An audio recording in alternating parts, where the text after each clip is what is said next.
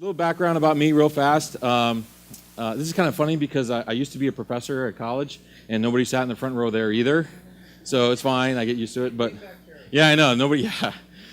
So I used to teach tourism hospitality at Temple University in Philadelphia. I did that for 5 years.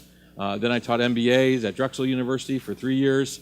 From there I went to Bucks County. So if you all know my friend Paul Bensavengo, he's probably tweeting right now because that's all he does.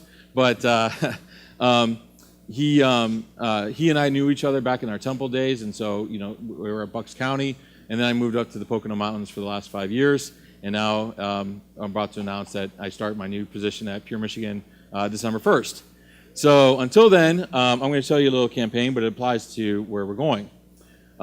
This is our, what we did with Instagram, and I have to give credit. We worked with Think social media back then. And, what our goals with our Instagram campaign, and I have a tendency to go fast, and I know I have 40 minutes, so I'm going to tell you a lot more detail than what this is.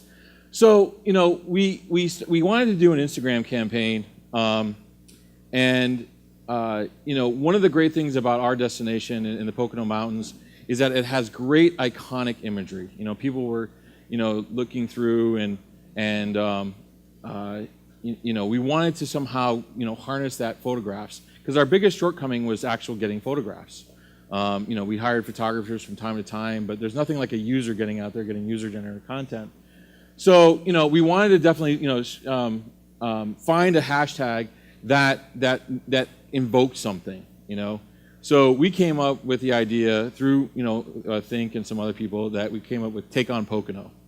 And we sort of had that sort of, play on words, like, what's your take on it? And it could also be more of an activity, sort of like, take it on. And that really sort of is very short, sweet, and, very easy to, to tag real fast. So people really sort of gravitated to it. We made a conscious decision to only really build it on Instagram. So we didn't want to do it on Twitter because we really wanted the quality photographs. And generally, we also wanted it so that when we engaged the user who took the photograph, if we wanted a higher res version, we contacted them and they'd send us the higher res version than what they would post. And so that worked out pretty well sometimes too. So, we had a purpose for everything that we did. We had to find a way, and I'm going to show you a little video. I'm just giving you a preview. We had to find a way to communicate with them in an effective way. So, how do you corral all those, those tags and then, communicate with them and yet still have time to run your life and do everything you need to do? So we created a back end through Scene, who was here. I think they were a vendor, last year in Huntsville, and they were 2 years ago. And we created a platform that I'm going to show you that corrals all that information, allows us to communicate with them, and encourages them to do that. So we did all these sorts of things. So these are the goals that we had to really, launch a campaign. And we looked at things like, Montreal was a great example, and even BC is another one that's just like it. So we had examples from the marketplace that that this type of campaign can work if you put it out in the marketplace. But you'll see a video of what we put together in a second. So just this is statistics you always know, but obviously Instagram has grown to be, what was really funny for those of you who in Facebook, why didn't anybody raise their hand that doesn't think Facebook is going to be tops in 5 years? I'm just curious. Is the ads that's going to bother you? And they're bullies? I don't know. It's hard to imagine them not being, because they're just so dominant. And when they decided to do something like videos, they're like, haha, and then they get into it. So I would be shocked if they weren't topped in 5 years, just because they've established themselves so much. But you never know. I'm just curious. Anyway, so why do people share? And most of it is because they want to be recognized. It's entertainment, right? It's all about entertainment. This is what some studies have done. It's a very big community. I don't have to go into great detail.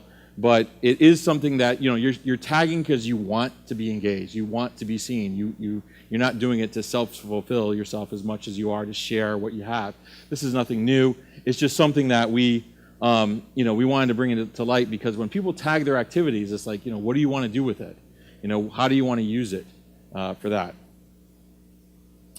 So I'm going to show you a little video. So ironically, you were saying, who doesn't do videos? I'm going to show you a video we made of the campaign.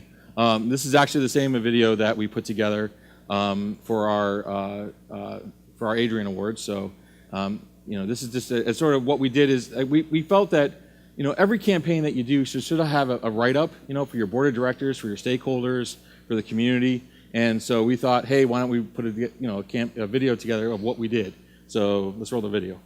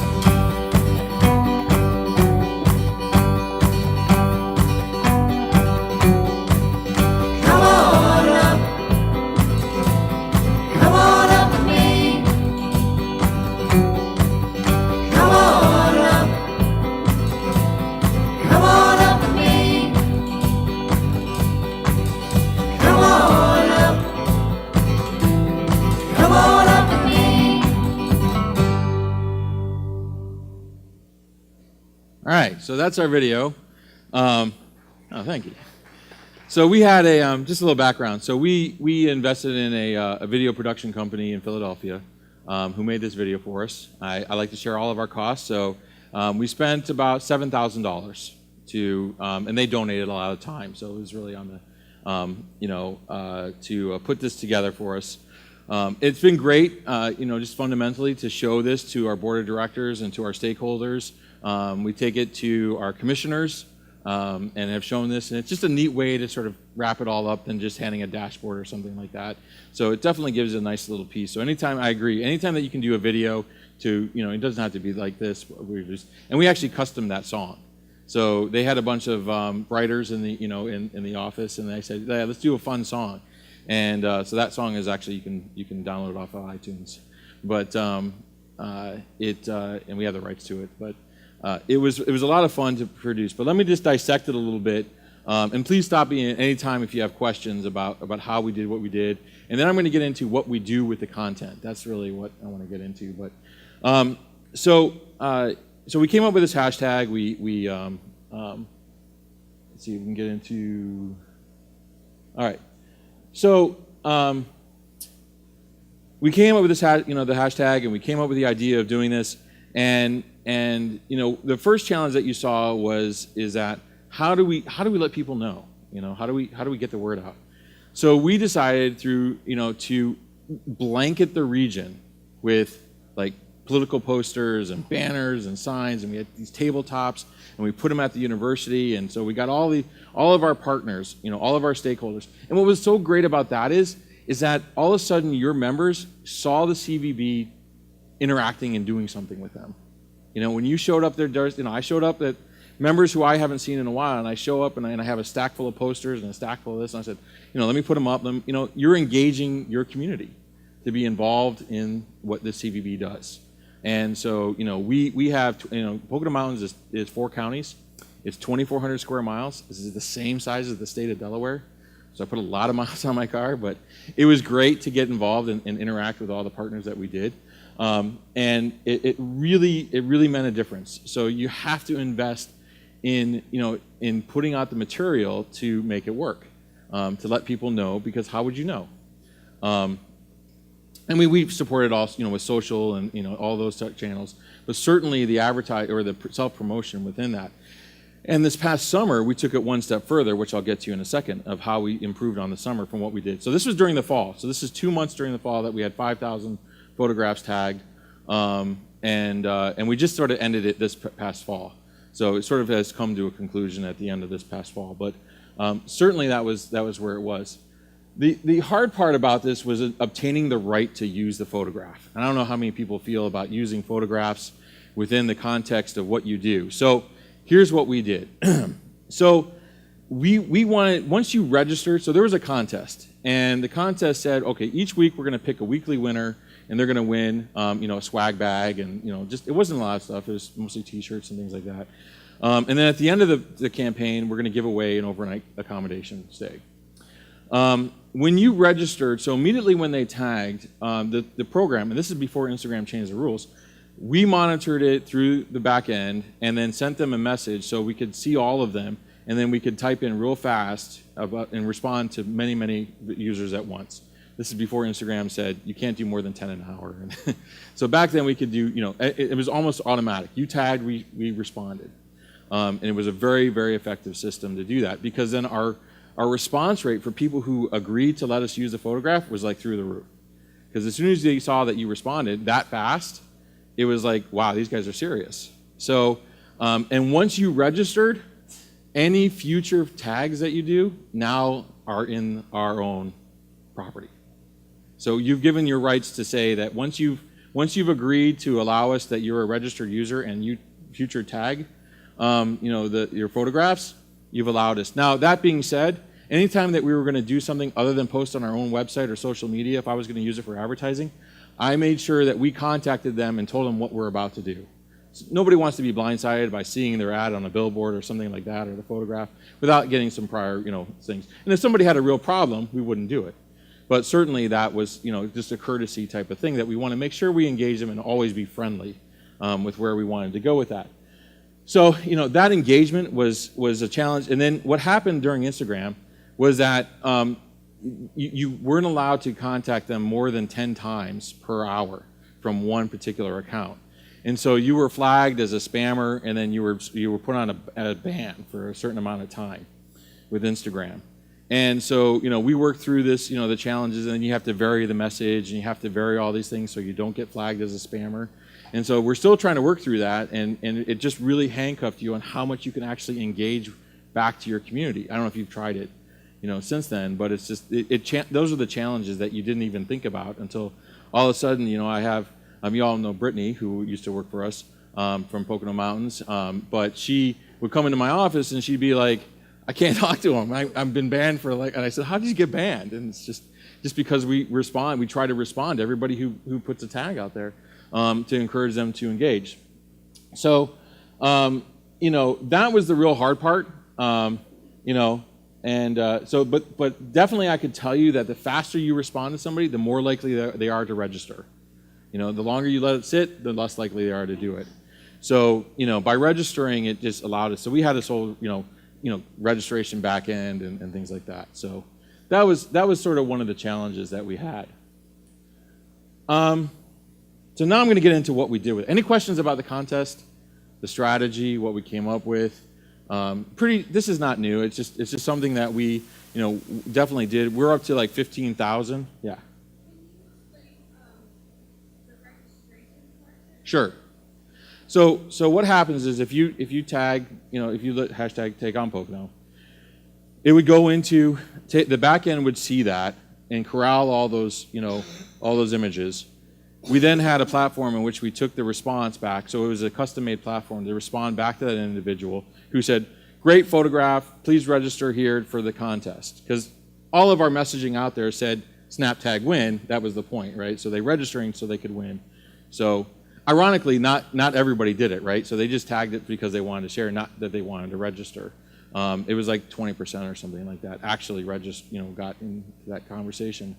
But so when they registered, they filled out a form and they said, you know, they had all the rules and regs that we had, you know, our lawyers do, and it said, you know, any future tags that you put, we have rights to. And they were, you know, honestly, we've talked to them a lot of times, and some of them are our Instagrammers, our fan tour, and they just love it. I mean, they just got into it. So it wasn't so much as a, you know, you're stealing. I mean, when you're out there, and they want to be, you know, they want to be honored.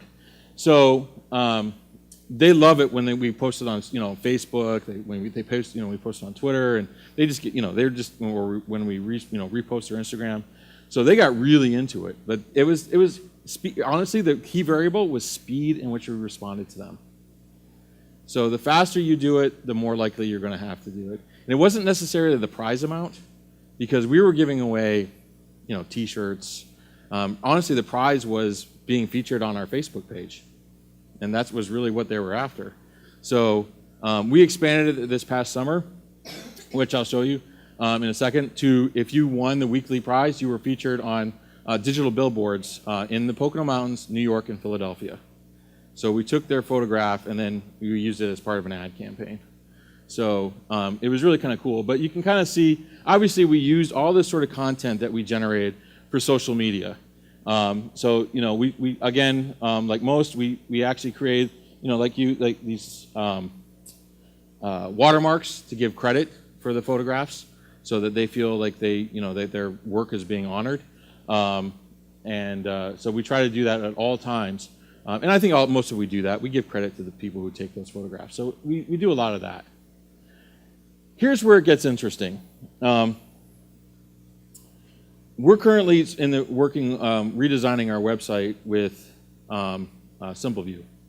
And one of the ideas that we're sort of tossing around, and this is like one of the future ideas, is how do we take that content in terms of what we've been allowed to use and integrate it into our website.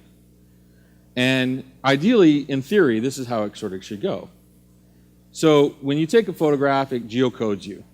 That geocode can then be mapped, because every one of your destinations has an attraction or a hotel that has a location next to it within this context. So if it knows where you are, it can then be put in a place that goes to a back end that says, aha, feed it to that partner's website or partner page. So then it's a real-time live feed that goes right into the partner page, and it has a sort of an approval process where you go into the back end and say, here's the daily, you know, photographs that were tagged for your partners in the marketplace. Do you want to upload them to their partner pages? So it gives a lot of faith. You know, I mean, it depends on where you are with your membership in terms of how do you want to engage them with their own fans and things like that, posting pictures to their site. So usually, obviously, it's ones that are very flattering. They're not really doing it to say, look at this garbage dump, you know. Things like that don't really happen. So we take these photographs. Now that's the future. That's the idea, that you could really feed into your website and really start to engage. Because what's one of the complaints about DMO sites? Not current enough. Photographs are 4 or 5 years old, right?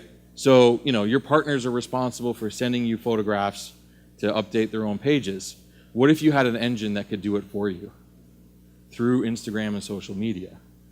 So, you know, in theory, you can do this. This doesn't exist. I'm just telling you this is what we've been talking about and how you can do it. Right now, what we do is exactly the more labor-intensive method, which is once we have it, our staff know where this photograph was taken. And if sometimes we have to follow up and say, where was this taken? Because sometimes you can't tell. And then we place them across the website as our cover photos. So it really does show, you know, how users engage into a destination website. So that's one way that you can really take the content and integrate it in there. And there's some phenomenal photographs that I, as a marketer, I have to hire and pay a photographer $10,000. And now, you know, I've got people doing these amazing photographs and just contributing it. So it really is a budget saver in many cases, and it keeps your website very fresh. So I think that's a great asset to, and it's a saver to do these types of things. So it had multiple purposes, this campaign, but this is a great one to integrate into your site. And I'm going to show you some other advertising in a second that we did. Any questions? All right. So the other thing that we did was integrated into our advertising. So I'm going to show you a couple, but we put it on billboards. I used it in commercials. I used it as the cover of our annual report. You know, and I'm going to show you what we did with a snipe. If you're not familiar, a snipe is when you're watching television and something pops up from the bottom. That's a snipe. So I'm going to show you an example of how we fed in Instagram photographs into a commercial ad. I'll need a year and a half to plan the wedding. And I'd like to know the guy for like a year and a half before we get engaged, which means I need to meet the guy by the time I'm 30. So that's a snipe that we fed Instagram photographs right into a TV commercial snipe. And you can see exactly that it was very well received. The television station thought, this is awesome, we've never seen this before. You know, very, very cool that we did that. So you have to find the right TV partner, the right people to do these types of things. Certainly it was a neat way to keep your advertising fresh. It works obviously best with digital because the resolution for print and other billboards is just too small. So when we do the digital campaigns, you know, they really, you know, it's part of who you select. You have to sort of think through the, you know, how's it going to look on a billboard? That's the hard part when taking some of these photographs. If it's too dark, if it's too light. So, you know, we experimented with it, and that one with that young lady in the field that looks like daisies. I mean, that was by far and away one of our most popular photographs. That was actually at the Delaware Water Gap National Recreation Area, and it was a controlled burn area. So they stopped along the side of the road, and you know, it was sort of this, you know, and very few people knew where it was. And in fact, one of our biggest complaints or biggest requests that's on our Facebook and you know, is where is it? So often as marketers, we don't do the basics, which is to tell people where are your photographs taken, because I want to go there. And so you know, that's something that I think we all need to work on. That's what I want to work on for that, is to tell people where is it. So we you know, sometimes we do, sometimes we don't. But it's amazing if I went through our website, how often I'm like, man, we don't tell people where this is, right? It's not obvious at all. So, you know, that sort of thing. Impact. So right now we, you know, we have 185,000 fans and we're growing. It has over 15,000 tagged photos, and we have, you know, now we grew up to 1,800 Instagram followers. But it really made a big difference when you do these types of campaigns to really supercharge your social media. But it does take a considerable amount of effort and staff time. I mean, we all pitched in. We're a staff of 6 on the marketing team, and I'm telling you, every one of our team members got involved.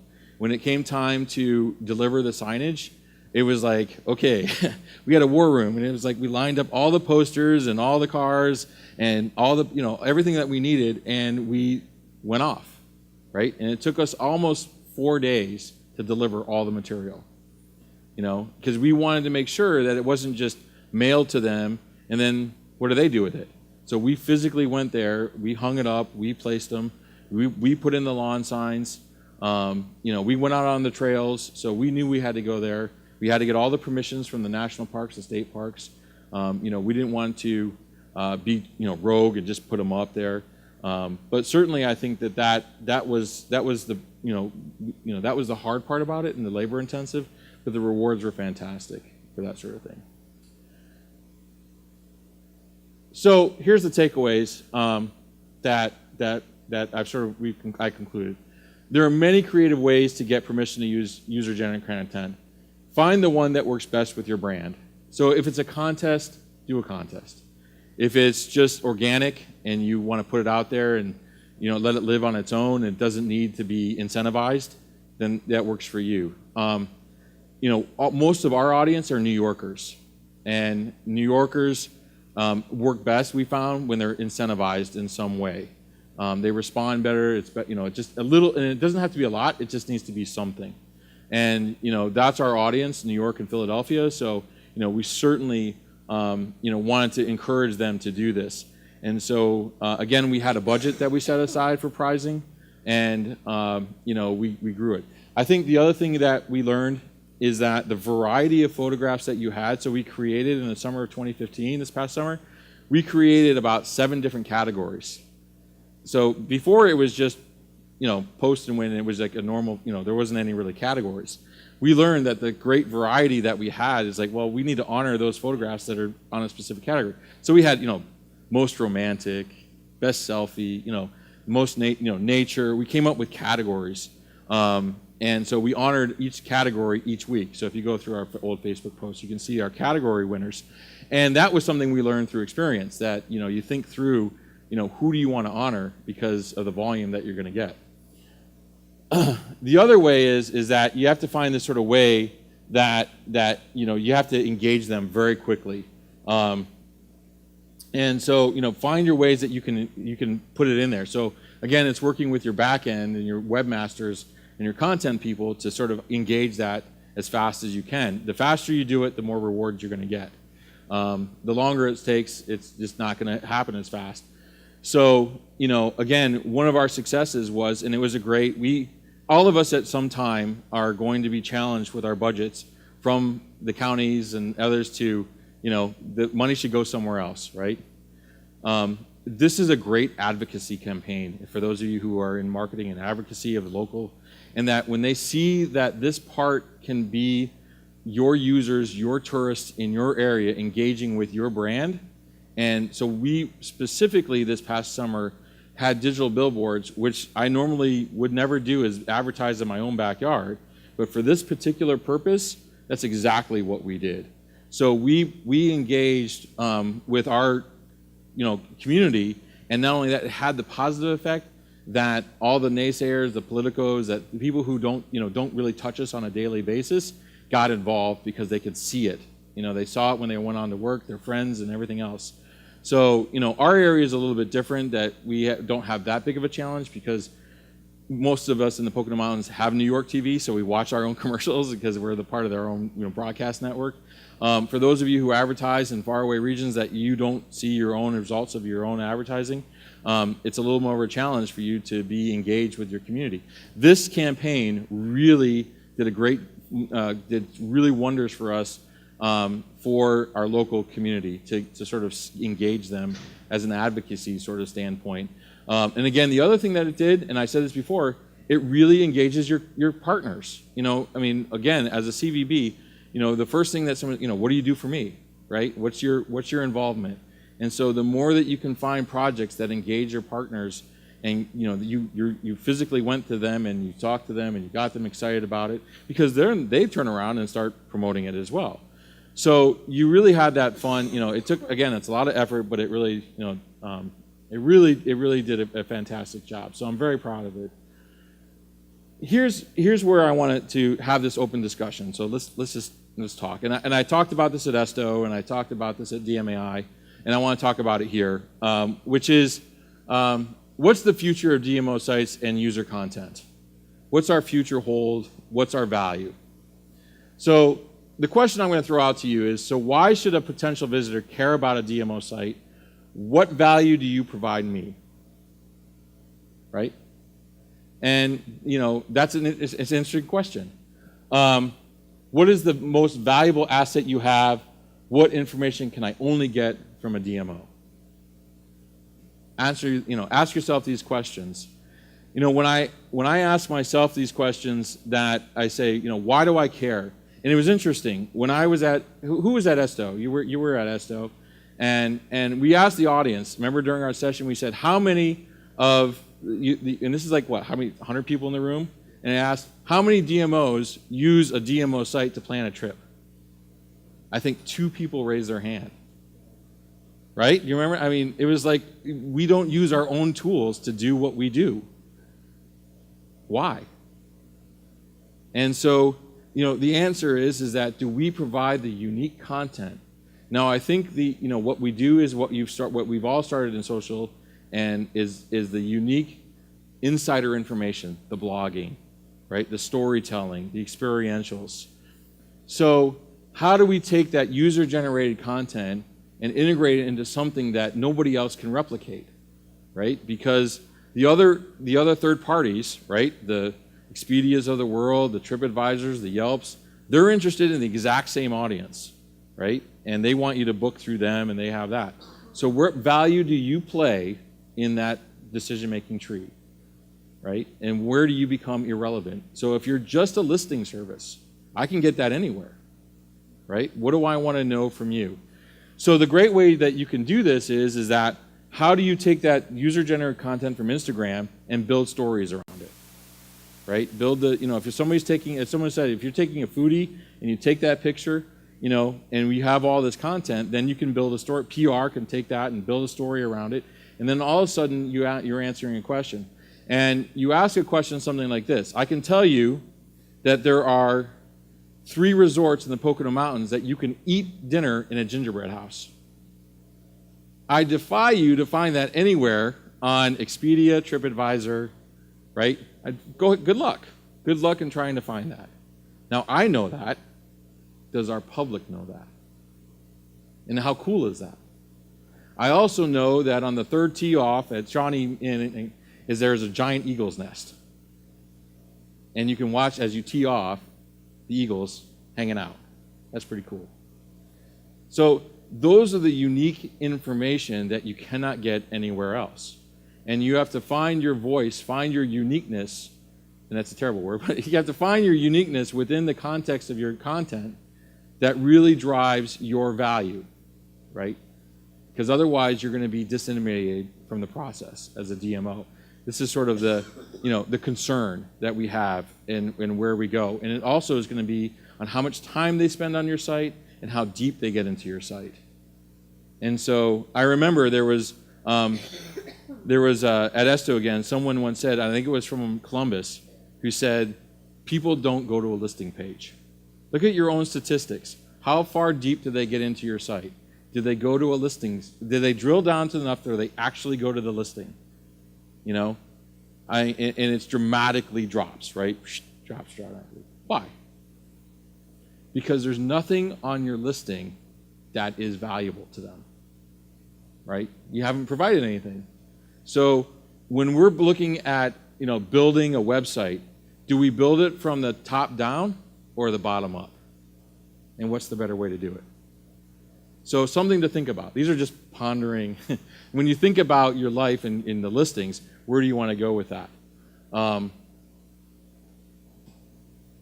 talking too much. What do you guys think? What do you think, my friend?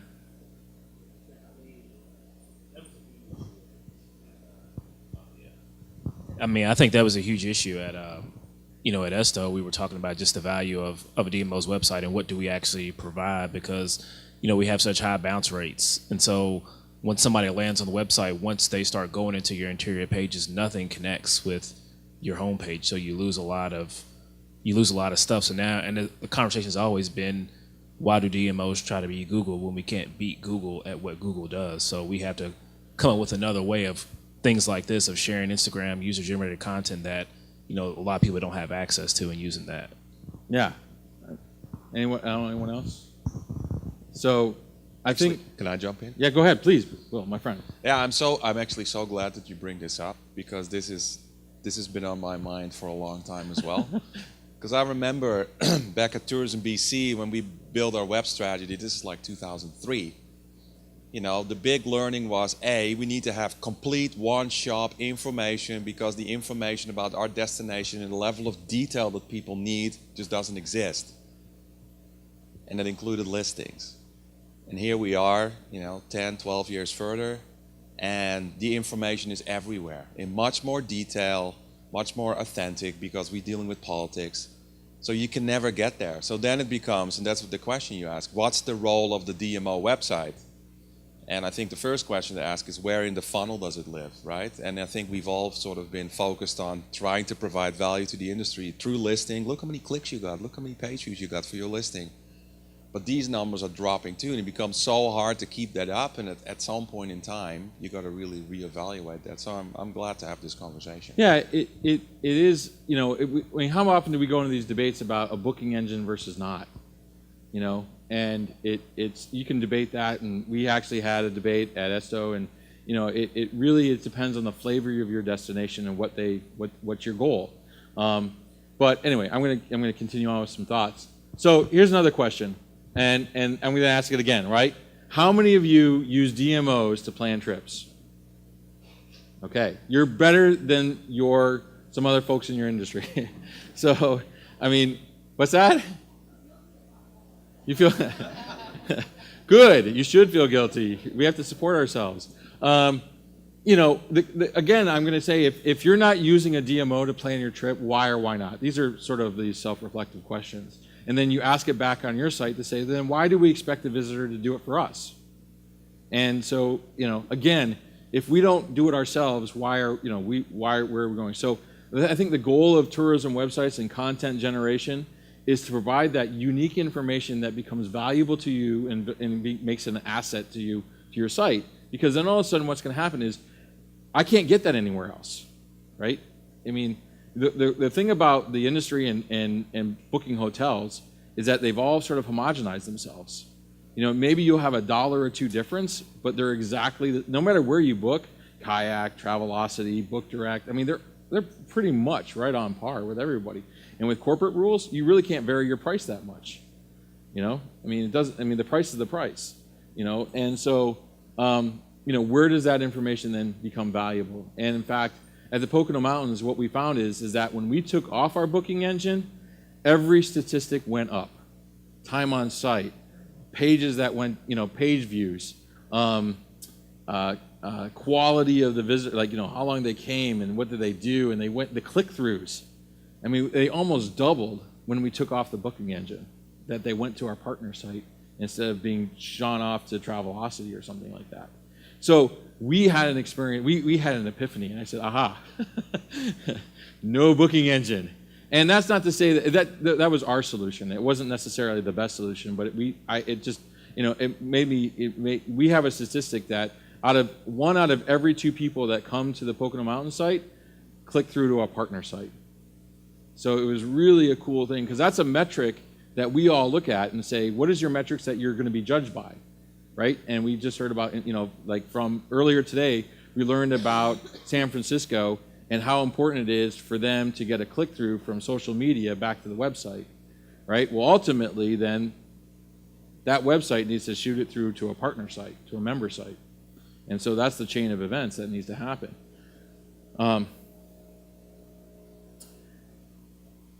User-generated content is an asset that few can copy or integrate as well as you can.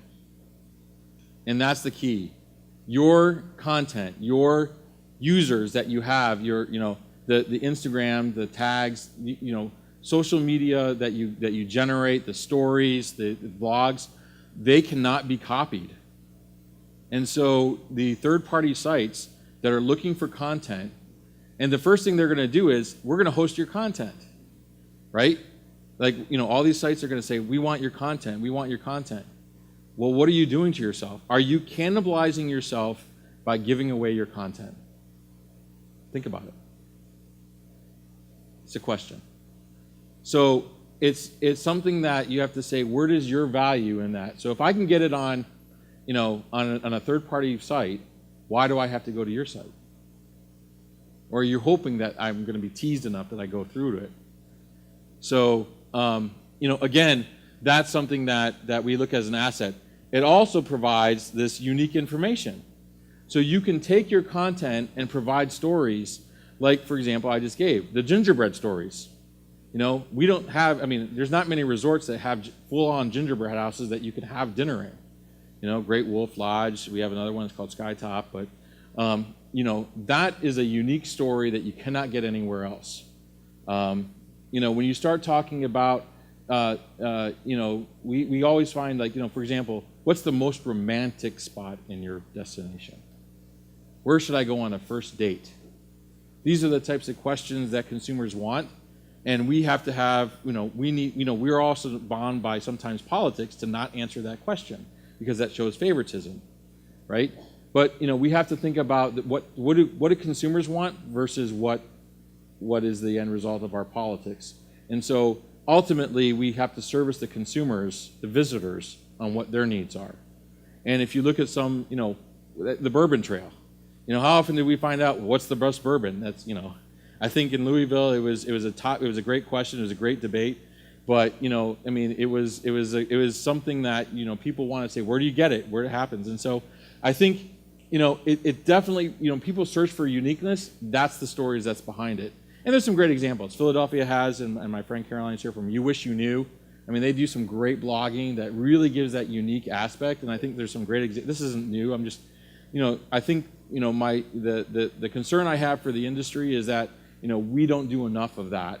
We don't, there's not enough support to do these types of things. And it's something that I want to encourage all of you and even myself to move forward to make sure that we do that we provide this unique asset information for our visitors. And that's what I said. So your expertise, are the blogs, the insider information that make you valuable. The question is, how well do you market these assets that make you, the DMO, valuable? So once you have these assets, how do you market them? Right? So that's the public, so I'm going to take it 360. That then turns back to social media that says, aha, right? Here's a post about, so it's one thing to post about an event. It's another thing to post about a story that you can link back to about something that happened in your area that's really kind of cool. So we had an unfortunate incident that finally got resolved in the Pocono Mountains. I don't know if you saw in the national news that we had the killer on the loose for 45 days. So no matter what we posted, anything that had to do with outdoor, guess what the comment was? It's fall, but you got a killer on the loose, right? That was like a lot of posts that we had, right? Now, we try to explain, look, it's 2,400 square miles. That's the equivalent of being upset that something happened in New York, and it's the equivalent of being way out in Long Island. It's the distance is that. But, perception is reality.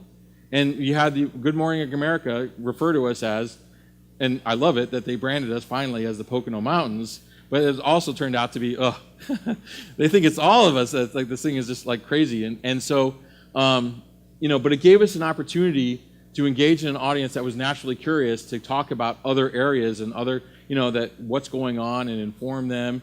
And so there was a lot of questions, but at the same time we were able to, tell the story that we needed to tell and not let it be run amok. And so again, it makes you valuable because it was not a neat way, but it was a way that you knew was naturally going to happen. But certainly it allowed for people to tell a story about some other neat assets in your property that says, and to give them a geography lesson and to say, hey, the whitewater rafting is about a 2-hour drive from where the incident occurred. So, that's the perception that you have to always sort of fight. So, and again, I'm going to go back to the listings page to engage your membership. How do you make a listing better?